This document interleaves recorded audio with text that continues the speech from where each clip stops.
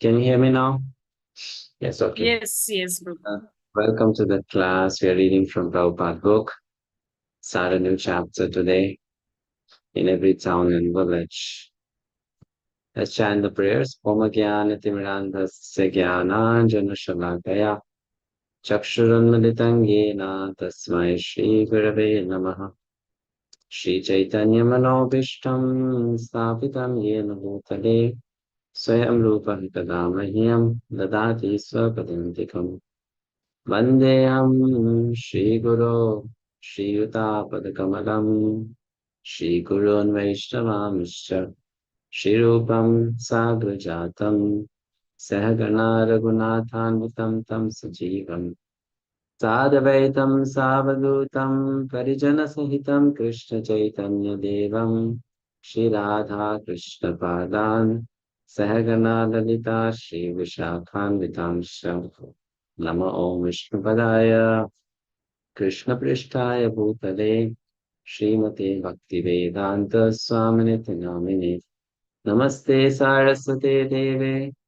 Gauravani Pracharine Nirvisesha Shunyavadi Paschatya Deshatarine Namo Mahavadanyaya Krishna Prema Pradayate Krishnaya Krishna Chaitanya Namine Vartashe Namaha He Krishna Karuna Sindhu Dinabandhu Jagatpate Gopesha Gopika Kanta Radha Kanta Namostute Tapta Kanchana Gaurangi Radhe Vrindavaneshwari Vishabhanusute Devi Pranamami Hari Priye Panchakalpatarorvyasya Kripa Sindhu Bhevacha Patitanam Pavanebhyo Vaishnavebhyo Namo Namaha Jai Shri Krishna Chaitanya Prabhu Nityananda Shri Advaita Gadadhara Shivasadi Gaura Bhaktivinoda Hare Krishna Hare Krishna Krishna Krishna Hare Hare Hare Rama Rama Rama Hare Hare. In every town and village. Chapter 4.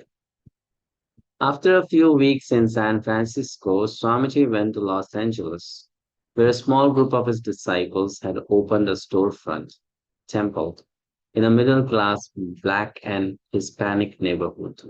The storefront was bare and the location secluded.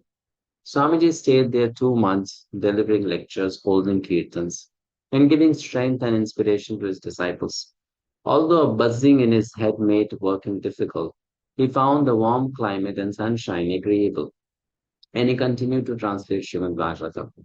In May, a few months after leaving Los Angeles, Swamiji paid a first visit to his iskcon center in Boston. There also he found a few disciples based in a small storefront.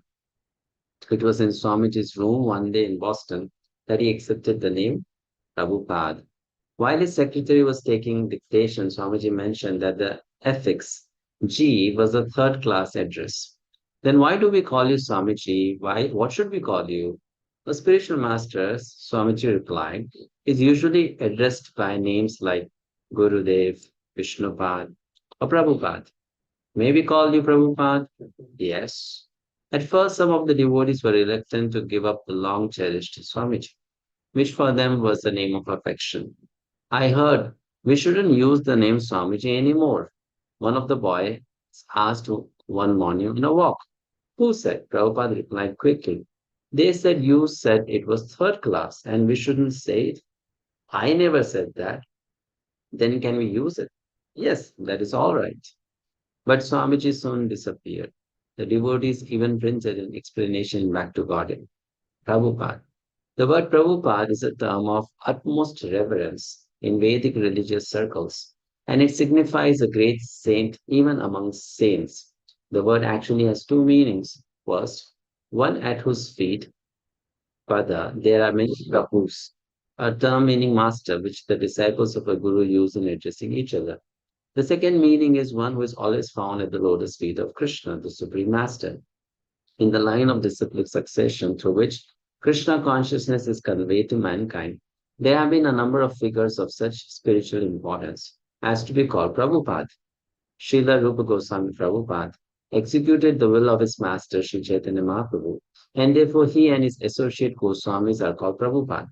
Srila Bhaktisiddhanta Saraswati Goswami Thakur executed the will of Srila Bhaktivinoda Thakur, and therefore he is also addressed as Prabhupada. Our spiritual master Om Vishnupad 108 Sri Srimad Bhaktivedanta Swami Maharaj has in the same way executed the will of Srila Bhaktisiddhanta Saraswati Goswami Prabhupada in carrying the message of love of Krishna to the Western world. And therefore, the humble servants of his divine race from all the different centers of the Sankirtan movement are following in the footsteps of Srila Rupa Goswami Prabhupada and prefer to address His Grace, our spiritual master, as Prabhupada. And he has kindly said, yes. Montreal, August 1968. Srila Prabhupada was in his room speaking with several disciples. So, Annapurna, you have got some news? He asked. Annapurna was a young British girl. A few months ago, her father had returned from England that he might be able to provide a house if some devotees came there. Yes, she replied. So, what is our next program? She was reticent. That letter from your father is encouraging. Yes, he encourages me, but he says he can't provide any place if you come there. Prabhupada looked disappointed. That's all right. It is up to Krishna. When we go to someone to preach, we have to stand before them with folded hands with all humility. My dear sir, please take to Krishna consciousness. Prabhupada, Pradyumna spoke up. I was reading a book by this big atheist Swami. Hmm. There are some letters in the back of the book, and I was looking at them. Atheist Swami's book, Prabhupada said, we have nothing to do with. I wasn't looking at his philosophy, Pradyumna explained. I was just looking at the techniques he used when he was in America. He wanted to go to Europe, so he had a man, a rich benefactor, who went on a 6 week tour of France, England, Germany, Switzerland, Holland, and then back arranging lectures. That's how he did most of his tour. He had one or two influential people, and they arranged everything. And the lectures were arranged and the society. So you can arrange like that, Prabhupada asked. I was thinking that there would be a Royal Asiatic Society in London. I think Thakur Bhaktivinoda was a member of that. But where is Thakur Bhaktivinoda's Sangha? Prabhupada asked. Well, Pradyumna continued. Still, there may be some people you could open correspondence with. They might be interested in sponsoring you. Is there anything about Krishna in that Swami's speech? Prabhupada asked. No. Prabhupada said thoughtfully. In England, he would have no place to stay. Pradyumna might talk of influential persons traveling ahead and making all the arrangements. But where were such persons? Here was a shy girl who could barely speak up, whose father would not help. And Pradyumna reading an atheist Swami and talking of a Royal Asiatic Society, but nothing practical. Prabhupada had plans, though. He had asked Mukunda and Shamsundar to go to London and try to establish an iskcon center. They had agreed and would be arriving in Montreal from San Francisco in a few days. Srila Bhaktisiddhanta Saraswati, Prabhupada's own spiritual master, had wanted Krishna consciousness in Europe. During the 1930s, he had sent his most experienced sannyasis to London, but they had returned, nothing accomplished. It wasn't possible to teach Krishna consciousness to the Mlechas, they had complained. Europeans couldn't sit long enough to hear the Vaishnava philosophy. Still, Prabhupada had faith that his disciples would succeed. They would help him establish his centers in Europe, just as they had in North America. Certainly, such success would greatly please Srila Bhaktisiddhanta Saraswati. Prabhupada told of a man who found a god lying on the road and picked it up, and then found a stick and a wire and picked them up. In themselves, the three parts were useless, but by putting the god, the stick, and the wire together, the man made a veena and began to play beautiful music. Similarly, Prabhupada had come to the West and found some rejected youths lying here and there, and he himself had been rejected by the people of New York City. But by Krishna's grace, the combination had become successful. If his disciples remained sincere and followed his orders, they would succeed in Europe. Three married couples, Mukunda and Janaki, Shamsundar and Malati, with their infant daughter Saraswati, and Gurudas and Yamuna arrived in Montreal, eager to travel to London. These three couples had begun the temple in San Francisco, where they had had close association with Srila Prabhupada. They had helped Prabhupada introduce Kirtan, Prasadam, and Rath Yatra among the hippies of Haight Ashbury. Now they were eager to help him introduce Krishna consciousness in London. Prabhupada asked the three couples to remain with him in Montreal for a week or two, so that he could train them to perform Kirtan expertly. Chanting Hare Krishna was not a theatrical performance, but an act of devotion, properly conducted only by pure devotees, not by professional musicians. Yet, if Prabhupada's disciples became proficient in their singing, Londoners would better appreciate Krishna consciousness. So now Prabhupada is expanding out of America. He's planning to send his disciples to Europe, starting with London. And that's the place where his God brothers could not succeed. But Srila Prabhupada has hope that his disciples will make the difference. Yes, Pushpa Khanna Matashi. Pranam Guruji. Even while recuperating in India, Prabhupada had always thought of returning to America to continue his movement. The Indian had seemed interested only in sense gratification like that of the Americans. But many American youth, disillusioned with their father, wealth, were not going to skyscraper or to their father's business. As Prabhupada had seen from his stay in New York City and San Francisco, thousands of youths were seeking an alternative to materialism. Frustrated, they were ripe for spiritual knowledge. The devotees, still neophytes, knew nothing of spiritual life and, in most cases, very little of material life. But because they were sincerely taking to Krishna consciousness, Prabhupada was confident that their shortcomings would not prevent their spiritual progress.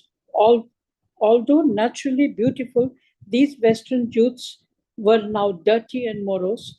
Their beauty had become covered, but the chanting of Hare Krishna was reviving them. Prabhupada said, just as the monsoon revives the land of Vrindavan, making it fresh and verdant, and as the Vrindavana peacocks sometimes dance jubilantly, so the devotees, having shed their material bonds, were now statistically dancing and chanting the holy names. When a reporter asked Prabhupada if his disciples were hippies, Prabhupada called, no, we are not hippies, we are happies.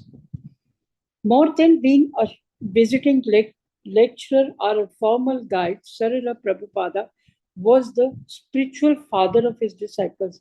They accepted him as their real father, and he found them devoted and affectionate. For more than his own family had been these young American boys and girls, the flower of your country. Prabhupada called them, had received the blessings of Lord Chaitanya, and were delivering that blessings to their countrymen. Prabhupada said it was up to his American disciples to save their country. He was giving them the method, but they would have to implement it.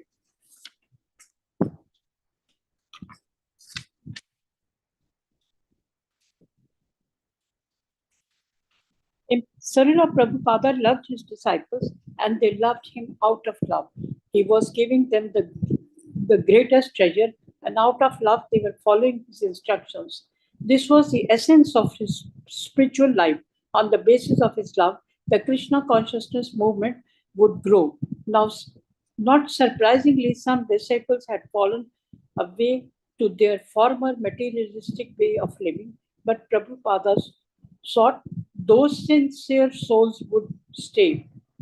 What that was the important thing. He said, one moon is more valuable than many stars. So even a few sincere workers would accomplish wonderful things. The sincere and intelligent would stay, and Lord Chaitanya Mahaprabhu would empower them to carry out his desires for distributing love of Krishna. In his way, the devotees' life would become perfect. Many disciples, in fact, already felt this happening. Krishna consciousness worked because they sincerely practiced it and because Srila Prabhupada carefully and patiently tended the growing plants of transcendental loving service is planted in their hearts. New York City, April 9, 1969. Prabhupada traveled to New York City, the birthplace of his Krishna Consciousness Society, where his movement had been growing for nearly 3 years. Although the center was accomplished and his books were being distributed, he still had to visit to strengthen the devotees. His presence gave them determination and courage. For 7 months, they had carried on without his personal touch, but his visits, when he would sit in his room and reciprocate warmly with them, were vital. Nothing could equal these intimate meetings. Many devotees, new and old, crowded into Prabhupada's apartment at 26 Second Avenue. There was one reporter, Prabhupada said, he was putting questions to me, and then he wrote an article. Swamiji is a small man, but he is delivering a great message. That's true, I'm small, but the message that is not small. Brahmananda showed Prabhupada a globe with markers representing iskcon centers.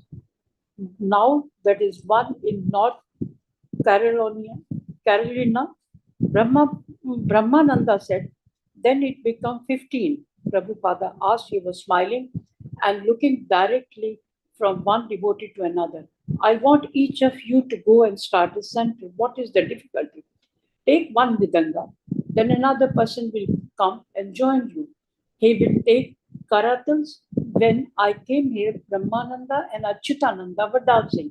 And after chanting, hundreds of men will come to your storefront and enjoy chanting and dancing. The girls also? Rukmani asked. There is no harm, Prabhupada said.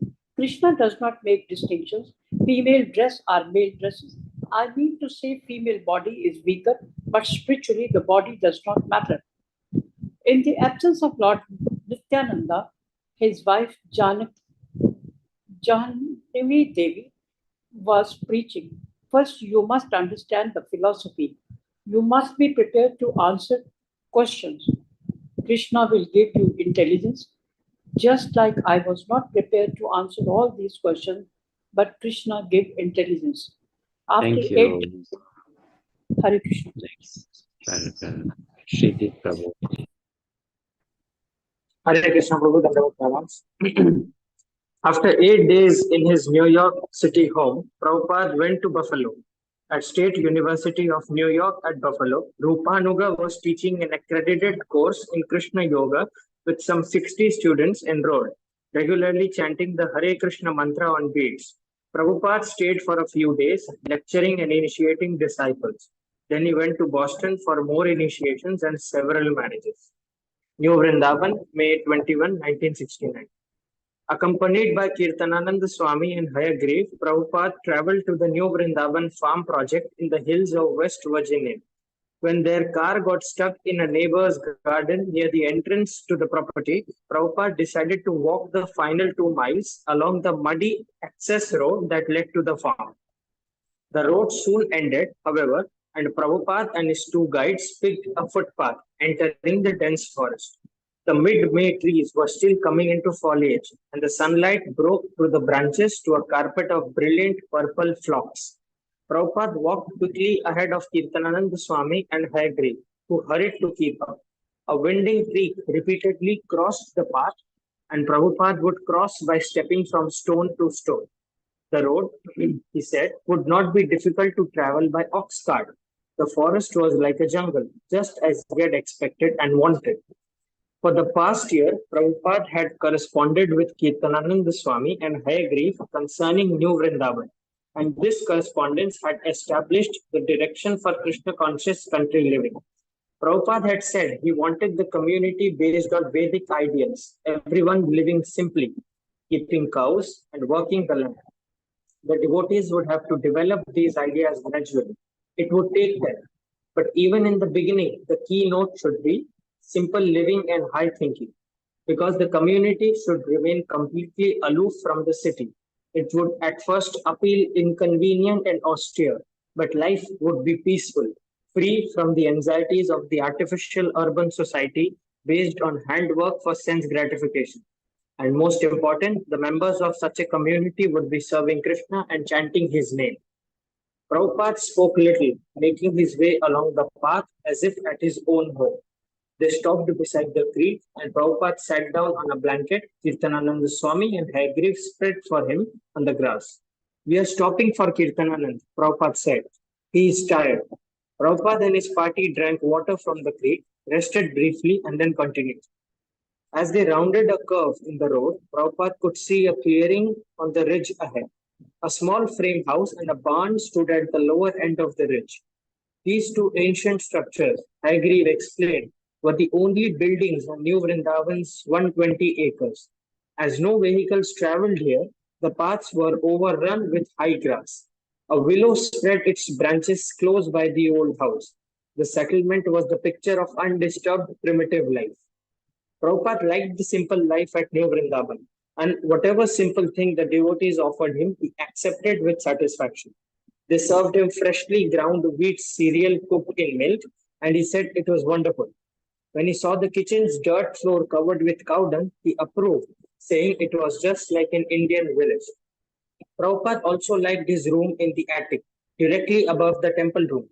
He brought out the small Radha Krishna deities he had been traveling with for the last month and a half and had his servant Devanand improvise an altar on a small table to one side of the room. Arranging his two trunks as a desk and placing a picture of his spiritual master on one of the trunks, Prabhupada immediately resumed his usual schedule. He would take his late morning massage sitting outside and then bathe with warm water in an improvised outdoor shower stall.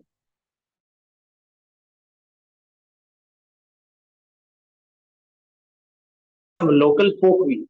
The previous summer, Kirtanananda Swami and Hagri had picked and canned blackberries, which they now served Prabhupada as blackberry chutney. The chapatis were from freshly milled whole wheat, and everything was cooked over a wood fire. The best fuel for cooking, Prabhupada said, was cow dung. Wood was second, gas third, and electricity last. Prabhupada spent much of the day out of doors under a persimmon tree about 100 feet from the house. There he would sit and read at a low table one of the men had built. Often he would look up from his reading and gaze across the deep valley to the distant ridge where the forest met the sky. In the late afternoon, devotees would gather under the persimmon tree with Prabhupada, sitting and talking with him until after sunset. They saw Prabhupada's living with them as a practical demonstration of New Vrindavan's importance.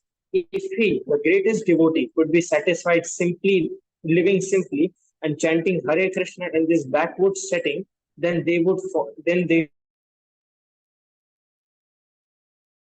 Then they should follow his example. Yes, thank you, Prabhu. Uh, Kheer, adjusted with worldly men. 500 Prabhu, thank you, Shruti Prabhu. Here, you can read from this plan, comparing the Vrindavan. Comparing New Vrindavan to the Vrindavan in India, Prabhupada said that New Vrindavan was in some ways better. Since Vrindavan, India was now congested with worldly men. 500 years ago, the Goswami followers of Lord Chaitanya had excavated the sites of Krishna's pastimes in Vrindavan, and only pure devotees had lived there. But in recent years, Vrindavan had become a place for materialists and impersonalists. New Vrindavan, however, should admit only the spiritually inclined. In Vedic society, Prabhupada said everyone had been satisfied to live like this, in a small village beside a river. Factories were unnecessary. Prabhupada wanted this Vedic way of life for the entire world, and New Vrindavan could serve as a model for the benefit of the masses. New Vrindavan had no phone and mail had to be fetched by a 2 mile walk. In this, Prabhupada said New Vrindavan was like Vrindavan, India. Both Vrindavans lacked in modern amenities. This difficulty, however, coupled well with the Vaishnava philosophy that modern amenities were not worth the trouble required to get them. A devotee, accepting whatever nature provides, spends his time and energy in spiritual life. New Vrindavan's only cow was black and white crossbreed named Palia, and Prabhupada would drink a little of her milk morning, noon, and night. I haven't tasted milk like this in 65 years, he said. One day he predicted New Vrindavan would have many cows, and the others would be so full that the dripping milk would muddy the pastures. Although people in the West were blind to their great sin of cow slaughter and its grievous karmic reactions, he said New Vrindavan would demonstrate to the world the social, moral, and economic advantages of protecting the cow and utilizing her milk rather than killing her and eating her flesh. Prabhupada wanted the New Vrindavan devotees to build cottages. He wanted many buildings, even if at first they were primitive, and he gave a plan for a simple structure of baked mud. He also wanted a Krishna conscious school, and the country, he said, would be the best place for it. The city is made by man, and the country is made by God, Prabhupada said. Paraphrasing the British poet Cowper, the young students should learn reading, writing, and arithmetic. At the same time, they should become pure devotees. In their play, they could imitate the pastimes of Krishna and his cowherd boyfriends, one child massaging Krishna, another wrestling with Krishna, just as in the spiritual world. The women in New Vrindavan, Prabhupada said, should care for the children, clean the temple, cook for the deities, and churn butter. He had many plans for New Vrindavan, and he was giving only idea, seeds with few details. You develop it to your heart's content, he told Kirtananda Swami. An ideal Vedic community with the members producing all their own food and necessities was what Prabhupada wanted. Unless the devotees at New Vrindavan could become self-sufficient, he said there was no use in their occupying such a big piece of land. Even before Prabhupada's visit to New Vrindavan, he had requested Kirtanananda Swami and Hayagriva to plan for 7 temples on the property. These 7 temples should be named after the major temples of Old Vrindavan: Madan Mohan, Govindji, Gopinath, Radha Damodar, Radha Raman, Shyam Sundar, and Radha Gokulanand. Prabhupada said he would personally secure Radha Krishna deities for each temple. It was inevitable that Prabhupada leave New Vrindavan. Letters from London, Los Angeles, and San Francisco compelled him to travel. On the day of his departure, the New Vrindavan devotees teased him, saying he couldn't go. Kirtanananda Swami went so far as to say they would block his way on the road, but Prabhupada corrected him. You can't do that to the spiritual master. Accompanied by Kirtanananda Swami and the New Vrindavan devotees, Prabhupada walked along the forest path. The New Vrindavan countryside was verdant, the summer air hot and moist. Prabhupada was silent. He had come here to encourage his disciples, and he himself had also become encouraged. Here was simple village life as Krishna himself had lived it, depending on the land and the cow. So far, only a few devotees were here, but by Krishna's grace, more would come. Prabhupada and Kirtanananda Swami walked together along the forest path, saying little, but their mutual understanding was deep.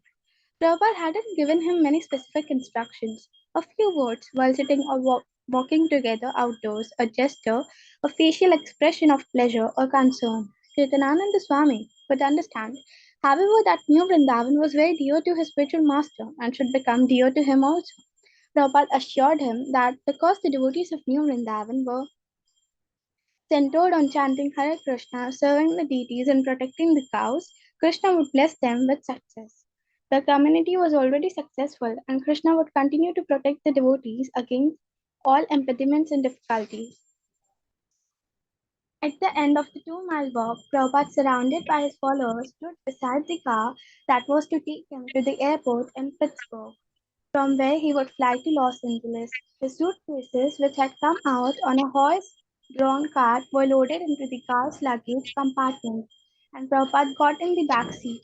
Amid the cries of Hare Krishna and Prabhupada, the car pulled out onto the country highway, and Prabhupada continued chanting Hare Krishna on his beats. Thank you. Next, Slima Mataji. Hare Krishna. Prabhupada had been hearing regularly from his 6 disciples in London, having little money and living as separate couples in different parts of the city. They found their greatest inspiration in Prabhupada's letters.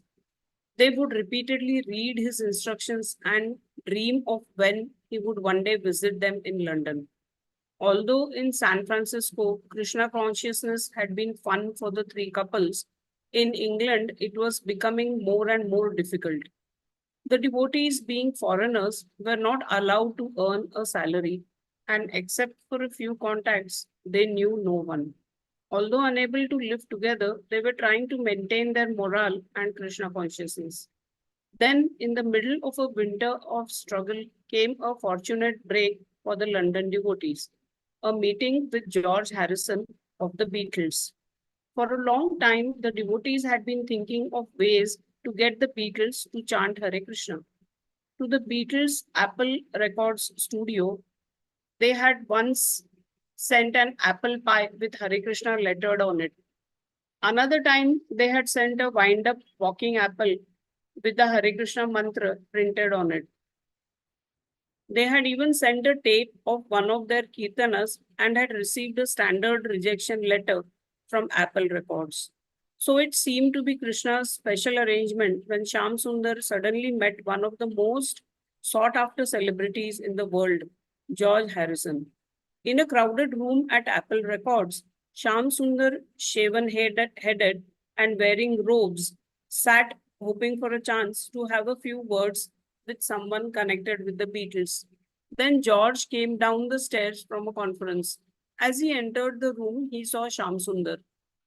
Walking over and sitting down beside Shyam Sundar, he asked, "Where have you been? I have been trying to meet the Hare Krishna people for the last couple of years." Shyam Sundar and George, can you please scroll up? Shyam Sundar and George talked together for an hour while everyone hovered around. "I have really been trying to meet you people," George said. "Why don't you come to my place tomorrow?" The next day, Shyam Sundar went to George's for lunch, where he met the other Beatles, Ringo Starr, John Lennon, and Paul McCartney. They all had questions, but George was specially interested. "George, I had a copy of the Hare Krishna album with Srila Prabhupada singing Hare Krishna with the devotees. I would had the record at least 2 years, but I got it the week it was pressed. I was open to it. You attract those things, so I used to play that a lot of the time. John and I listened to it.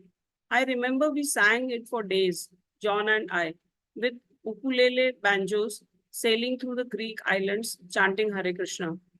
So I was chanting the Hare Krishna mantra long before I met Shyam Sundar, Gurudas, and Mukunda. I was just pleased to hear the Hare Krishna mantra and have a copy of the record. And I knew about Prabhupada because I had read all the liner notes on that album. Having been to India, I could tell where the devotees were all coming from, with the style of dress and shaved heads. I had seen them on the streets of Los Angeles and New York. Having read so many books and looking for yogis, my concept of the devotees wasn't like the other people. No, I was aware of the thing and that it was a pretty heavy one. Much more austerities than other groups, like no coffee, chocolate, or tea. Shyam Sundar continued to see George regularly and they soon became friends. George, who had been practicing a mantra given him by Maharshi Mahesh Yogi, began to hear for the first time about Bhakti Yoga and the Vedic philosophy. He talked openly to Shyam Sundar, Gurudas, and Mukunda of his spiritual quest and his realizations of karma. George, a yogi I met in India, said, "You are really lucky. You have youth, fame, fortune, health. But at the same time, that's not enough for you. You want to know about something else?" Most people don't even get to the point where they realize there's something beyond that wall. They are just trying to get up on top of that wall, to be able to eat and have a nice house and be comfortable and all that. But I was fortunate enough to get all that in time to realize there's something else to life. Whereas most people get worn out just trying to attain material things. Babuji, can you please? After a visit to Hyde Ashbury in 1967, George had begun to feel guilty for his role in promulgating the LSD culture. He had had the impression that the hippies of Hyde Ashbury were creative craftsmen. But when he saw them drugged, dirty, and hopeless, a West Coast extension of the Bowery, he felt partly responsible. He decided to use his influential position by writing and singing songs about something more than psychedelics and sex. He was also feeling an increasing interest in Indian spirituality due, he felt, to karma from his previous lives. George said, I feel at home with Krishna. I think there's something that has been there from a previous birth. So it was like the door was opening to me at that time, but it was like a jigsaw puzzle. And I needed all these little pieces to make a complete picture. And that is what has been happening by the devotees and Swami Bhaktivedanta coming along. Or some devotee giving me a book, or my hearing that album. It's all been slowly fitting together. And these are some of the reasons why I responded to Sham Sundar and Gurudas when they first came to London. Let's face it, if I'm going to have to stand up and be counted, then I'll be with these guys rather than with those over there. It's like that. I'll be with the devotees rather than with the straight people who are the so-called saints. Thank George, you, Usha Mataji. Continue. Hare Krishna Prabhuji, Dandavat Pranam. George offered to help the devotees get a building in London, and he and Shyam Sundar spoke of making a Hare Krishna record. But Shyam Sundar never pressed him. When Prabhupada heard about George, he took seriously the possibility that George might fully take up Krishna consciousness. Carrying this to its logical conclusion, Prabhupada envisioned a world revolution in consciousness spearheaded by the Krishna conscious Beatles. It is understood from your letter that Mr. George Harrison has a real sympathy for our movement, and if Krishna is actually satisfied on him, surely he will be able to join with us in pushing on the Sankirtan movement throughout the world. Somehow or the other, the Beatles have become the censure of neighboring European countries and America also. He is attracted by our Sankirtan party, and if George Harrison takes the leading part in organizing a huge Sankirtan party, Prabhuji kindly scroll up. Consisting of the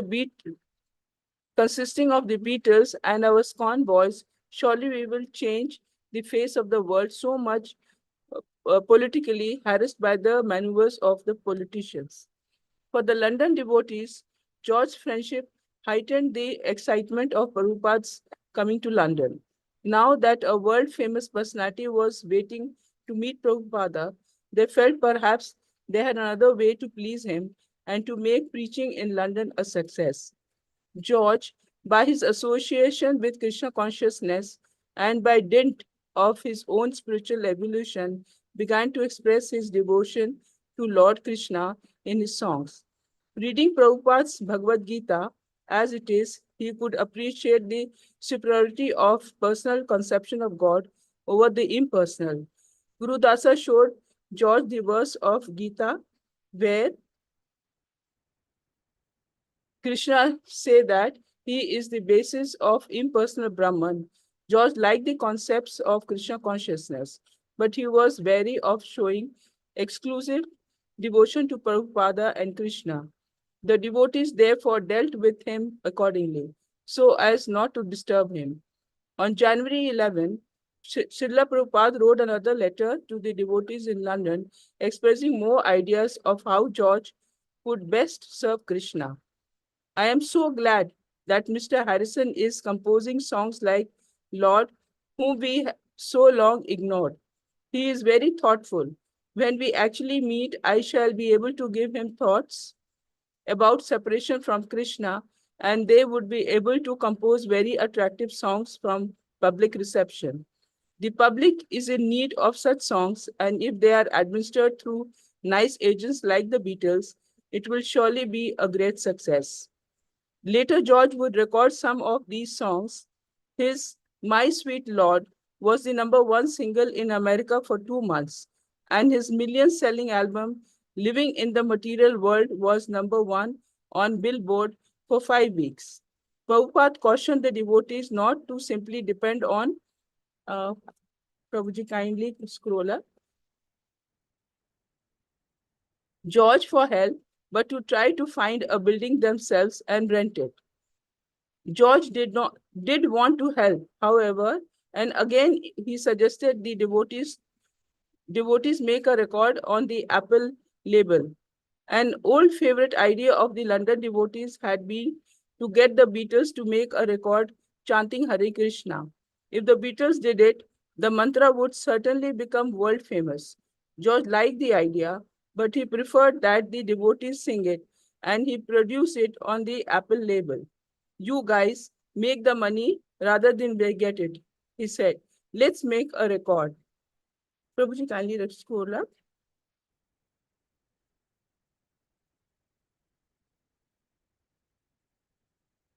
So the devotees went over to George's house for a chanting session. George dubbed in his guitar, and a few weeks later, the devotees returned and heard their tape. George was ready to try a session at the studio, so the devotees agreed to meet him and his musician friend Billy Preston at Trident Studios on St. Anne's Alley. They recorded a few hours. The tape sounded good. George and Shyamasundara agreed on a date for the actual recording. On the day of the recording, about a dozen of devotees, including some newly recruited Britishers, assembled at EMI recording studios on Abbey Road. When the first group of devotees arrived in George's Mercedes, a crowd of teenagers began singing Hare Krishna to the tune of popularized by the rock music Hair, while Yamuna replied Vaishnava Tilak to the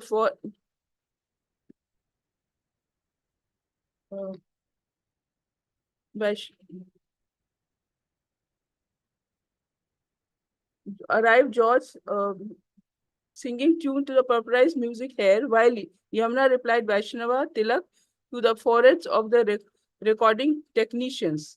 Malti began unpacking the picnic baskets of prasadam she had bought, and some of the other devotees put up pictures of Krishna and lit incense. The studio was Christianized. Thank you, Vijay Krishna Prabhuji, Mataji. Dandavat Pranam.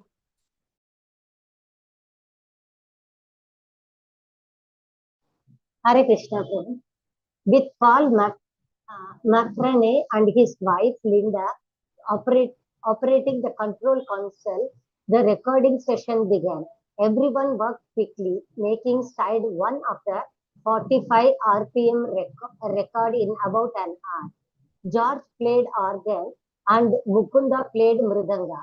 Yamuna sang the lead with Shyamasundara backing her, and the other voices blended in a chorus.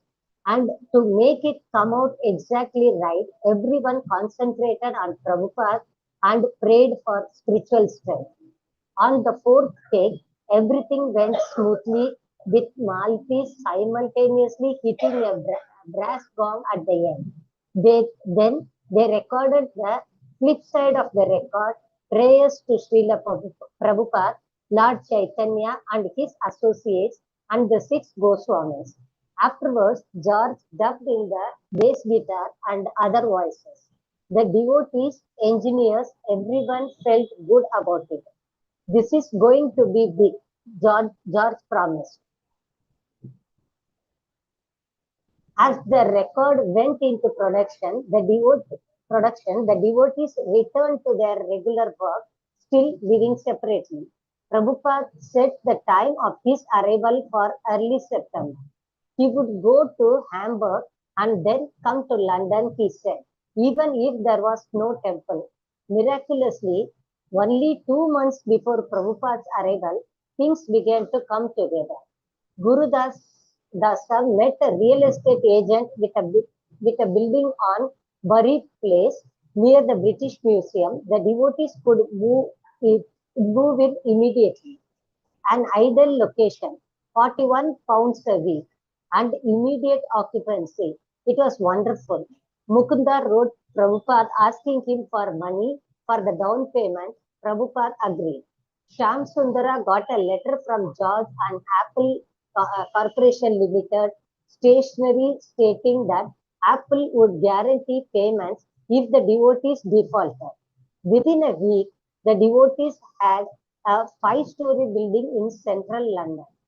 But when the devotees went to live at their new center on Bury Place, city officials said they did not have the proper housing permits.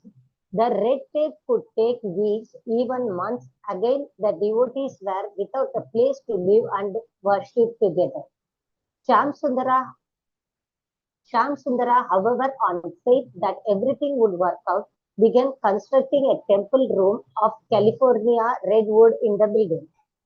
Then John Lennon then suggested to Shyam Sundara that the devotees come and live with him at Heathenhurst, a large estate he had recently purchased near iskcon. He needed some renovation done, and if the devotees would help, he would give them a place to live. Can our Guru also stay there? Shyam Sundara asked. John agreed, and the devotees moved into the former servants' quarters at John's estate. Only a few weeks before Prabhupada's arrival, the record Hare Krishna Mantra was released. Apple Records staged a promotion and brought press reporters and photographers in a multicolored bus to a blue and white pavilion where the devotees had gathered with John. The first day, Records sold 70,000 copies. Within a few weeks, the devotees appeared on the popular TV show Top of the Pops singing their song. John Lennon's estate, formerly, Prabhu, please scroll up.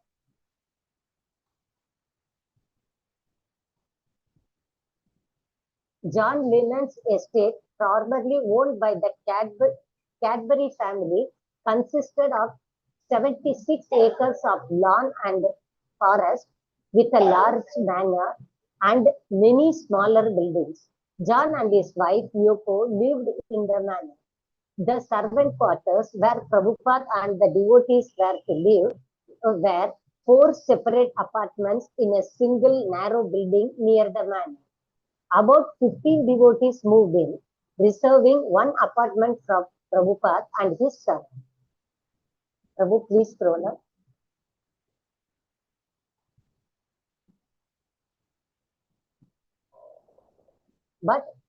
But this was not the first time the Lennons had devotees as guests.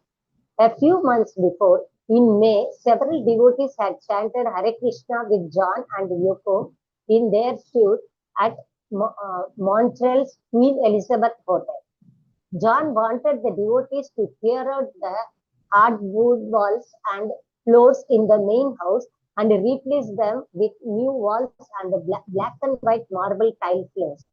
While this renovation was beginning, Isana, who had recently arrived from Canada, began a few helpers to convert the old music recital hall into a temple, complete with a Vyasasana for Prabhupada.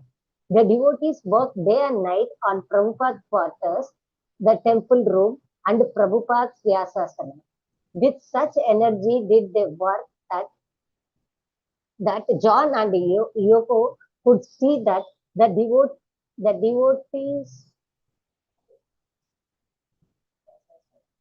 devotees were obviously in love with their spiritual master.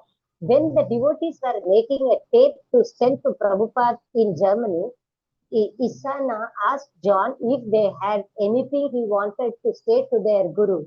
John smiled and said he would like to know Prabhupada's secret that made his followers so devoted. Can you scroll up, please? Thank you, Mataji. Next paragraph. Anit Mataji. Hare Krishna Prabhuji, Ranat Pranam. The stage was set. The time had come for the principal character to enter. Lord Krishna's pure devotee was at last coming to England. For the 6 devotees who had pioneered Krishna consciousness in London, it had been a long struggle. But now it seemed that all their once impossible dreams were coming true. They had found a place for Prabhupada to live, and they had obtained a temple in the center of London. This was Krishna's blessing. September 11, 1969. With the cooperation of Apple Records and Lufthansa German Airlines, the devotees arranged a reception for Prabhupada at London's Heathrow Airport. As soon as Prabhupada descended the stairs of the airplane, he was escorted to a car and driven to a VIP lounge. Prabhuji, please kindly scroll up.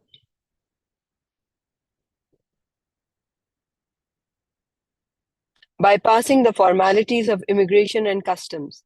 As Prabhupada stepped from the car, the devotees ran out of the terminal and offered obeisances on the wet pavement.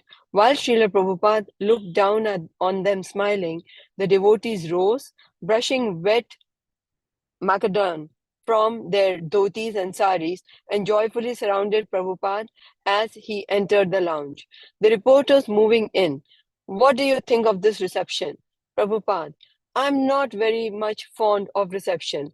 I want to know how people give reception to this movement. That is my concern. The devotees in unison. Hari Bol. Reporter, is this a very special welcome for you? Or is this a performance you go through each day? Prabhupada, no, wherever I go, I have got my disciples. In the Western countries, I have got now about 20 centers, especially in America. So the American boys are very enthusiastic. I think in Los Angeles and San Francisco, I got a very great reception. In the Rath Yatra festival, about 10,000 boys and girls followed me for 7 miles. Devotees, Hari Bol. Sun reporter, what do you try to teach, sir? Prabhupada, I'm trying to teach what you have forgotten. Devotees, laughing, Hari Bol, Hare Krishna. Sun reporter, which is what? Prabhupada, that is God. Some of you are saying there is no God. Some of you are saying God is dead. Some of you are saying God is impersonal or void. These are all nonsense. I want to teach all the nonsense people that there is God. That is my mission. Any nonsense can come to me. I shall prove that there is God. That is my Krishna consciousness movement. It is a challenge to the atheistic people. This is God. As we are sitting here face to face, you can see God face to face. If you are sincere and if you are serious, that is possible. Unfortunately, you are trying to forget God. Therefore, you are embracing so many miseries of life. So I am simply preaching that you become Krishna conscious and be happy. Don't be swayed by all these nonsense waves of Maya or illusion. Hare Krishna Prabhuji. Yeah. The reporters asked about Billy Graham, the moon landing, the war in Ireland, and the whereabouts of Prabhupada's wife and children. They asked him to turn his head towards them, and they clicked away with their cameras. They thanked him, and the reception dispersed. Prabhupada went from the building to the gleaming white Rolls-Royce waiting for him outside, courtesy of John Lennon. Prabhupada entered the back seat and sat cross-legged. The limousine was equipped with darkened windows with a lavish interior, including a television. The devotees had become so confused in their excitement that none of them thought to join Prabhupada, and the chauffeur whisked him away to Tittenhurst.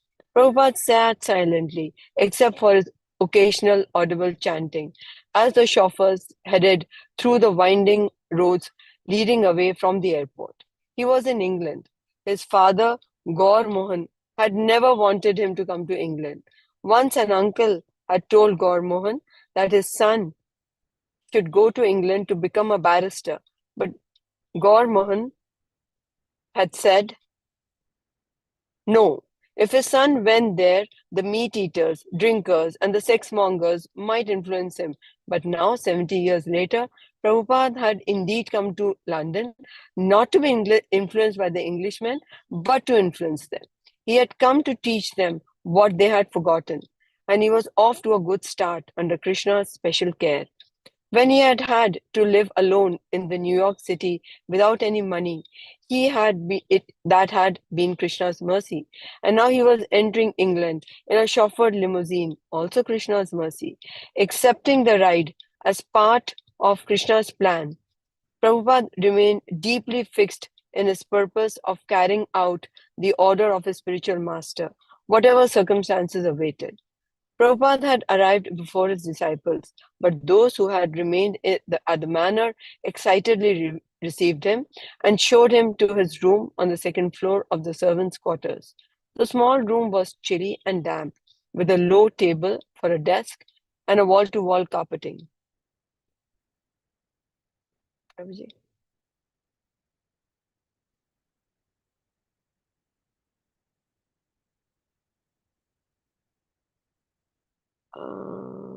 Carpeting. Yeah. Made from the pieces of rug taken from the other rooms. The adjoining room was bare and even smaller. Prabhupada sat down at his low desk. "Where is everyone?" he asked. As he leaned back and gazed out of the window, he saw rain just beginning to fall. When George, John, and Yoko dropped by after Prabhupada's lunch, Shyam Sundara invited them to come and meet Prabhupada. George turned to John and said, "Do you want to go up?" The bearded, bespectacled master of Tittenhurst, his hair down to his shoulder, assented. Yoko was also curious, so they all went to Prabhupada's little room. Smiling graciously from behind his desk, Prabhupada asked his guests to enter and be seated. Here were two of the most famous people in England, and Krishna wanted him to speak to them. Prabhupada removed his garland and handed it to Shyam Sundara, indicated that he should put it around George's neck. "Thank you," said George. "Hare Krishna." Prabhupada smiled. "This is Krishna's blessing." "Hare Krishna," George replied again. "Yes," Prabhupada said. "There is a verse in Bhagavad Gita, Yajat acharati shreshthas tat tat evataro janaha sayat pramanam purute lokas tat anuvartate." The idea is that anything which is accepted by the leading persons, ordinary persons follow. Yadyat acharati shreshtaha. Shreshtaha means leading persons. Acharati means act. Whatever leading persons act, people in general follow them. If the leading persons say it is nice, then it is all right. Others also accept it. So, by the grace of God, Krishna, you are leaders. Thousands of young men follow you. They like you. So, if you give them something actually nice, the face of the world will change. Thank you. Hare Krishna, Prabhuji. Prabhu. Hare Krishna Prabhuji Dhanuparam. Although George and John were about the same age as most of the Prabhupada's disciples, Prabhupada considered them Shreshtas, respected leaders. You are also anxious to bring some peace in the world. Prabhupada continued, I have read sometimes your statement, you are anxious also. Everyone is. Every saintly person should be anxious to bring in peace in the world. But we must know the process he explained, the peace formula according to the Bhagavad Gita. Only those who recognize the Supreme Personality of Godhead as the proprietor of everything, the object of all sacrifices, and the friend of everyone can find real peace. Prabhupada then told the two Beatles even more directly what he had already hinted at. They should learn Krishna consciousness and help teach it to the world. I request you at least understand this philosophy to your best knowledge. He said, if you think it is nice, pick it up. You are also willing to give something to the world. So try this. You have read our books, this Bhagavad Gita as it is. John, I have read bits of Bhagavad Gita. I don't know which version it was. There's so many different translations. Prabhupada, there are different translations. Therefore, I have given this edition, Bhagavad Gita as it is. Prabhupada explained that the material world is a place of misery. Nature is cruel. In America, President Kennedy was thought to be the most fortunate happy man, honored throughout the world. But within a second, Prabhupada loudly snapped his fingers. He was finished. Temporary. Now, what is his position? Where is he? Is if life is eternal, if the living entity is eternal, where he has gone. What is he doing? Is he happy or is he distressed? Is he is born in America or China? Nobody can. Roji, please scroll.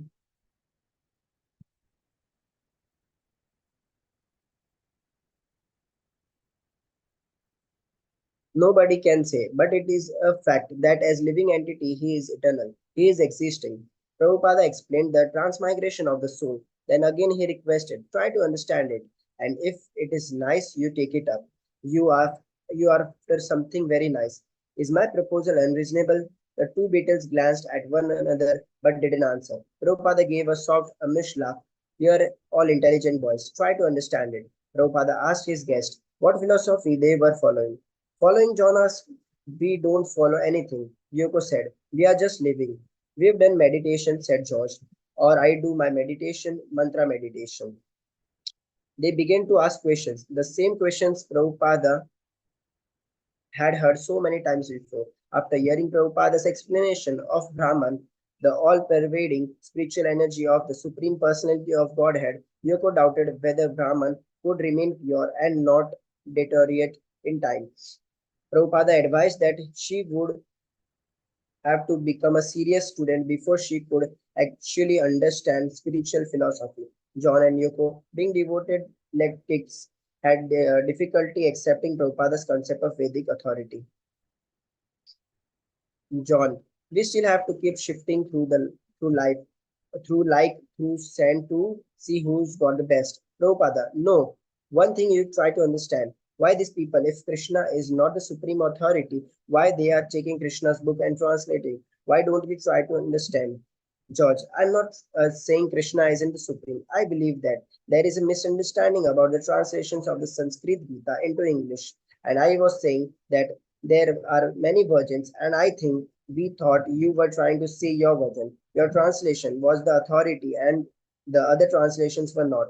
But we didn't really have misunderstanding as to the identity of Krishna. Prabhupada, that's all right. If you believe Krishna is the supreme Lord, if that is If that is a version, then you have to see who is most addicted to Krishna. These people are 24 hours chanting Krishna, and another person who has not a single word Krishna, how can he become a devotee of Krishna? How can he, who does not utter even the name of Krishna, become a representative of Krishna? If Krishna is authority and that is accepted, therefore those who are directly addicted to Krishna, they are authorities. Thank you, Shamanu. Okay. Hare Krishna Prabhu.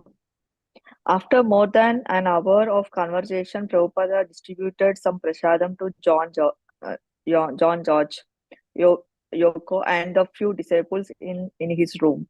If these Shresthas were to take up Krishna consciousness, that would be good for them and many others also. He had done his duty and provided them the opportunity. It was Krishna's message, and to accept it or not was now up to them. John said he had something to do, and he excused himself as everyone was leaving. Yoko, walking down the stairs, turned to John and said, look at how simply he is living. Could you live like that? The devotees regularly encountered John and Yoko. Although originally interested in a business relationship, John was inclined toward the devotees, but his friends advised him not to get involved with the Swami and his group, so he remained aloof. Ishana Dasa, I was in the kitchen working, and John was sitting at the piano. He had a piano in the kitchen, a great upright piano with all the varnish removed, bare wood. And in this way, he was sitting at the piano, playing Hare Krishna. The man was actually a great musician, and he played Hare Krishna in every musical item you could you could think of, bluegrass music or classical music or rock and roll or whatever. He would go at will from one idiom to another. always singing Hare Krishna. It was so natural for him, and one could see he was a musical genius. And in this way, he was entertaining me, and he was obviously really enjoying it. So, anyway, while this piano playing was going on with great vigor and enthusiasm, this chanting Hare Krishna, his wife Yoko Ono appeared in a nightgown or what have you and said in a very distressed tone, "Please, John, I have a terrible headache. Can't you stop that sort of thing and come upstairs with me?" George was different. He was drawn to Prabhupada.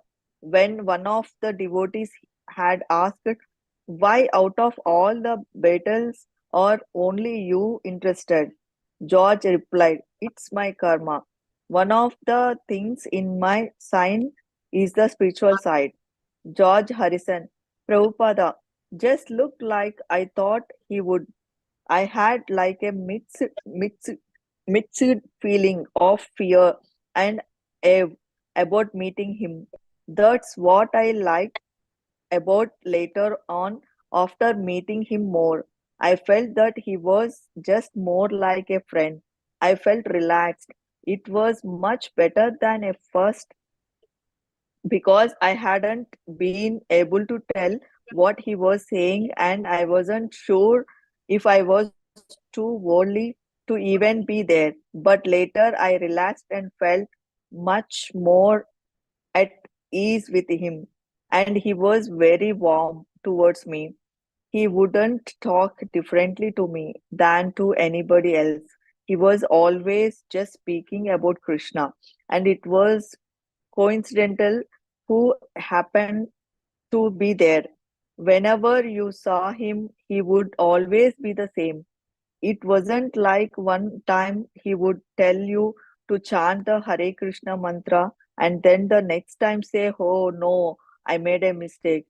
He was always the same. Seeing him was always a pleasure. Sometimes I would drop by thinking I wasn't planning to go, but I better go because I ought to. And I would always come away just feeling so good. I was conscious that he was talking a personal interest in me. It was always a pleasure. George Thank you. was attract Hare Krishna. Stop it. Thank you. We'll stop here. We'll continue in the next class. Hare Krishna, Srila Prabhupada. Hare Krishna, Prabhuji. Dhanad pranam.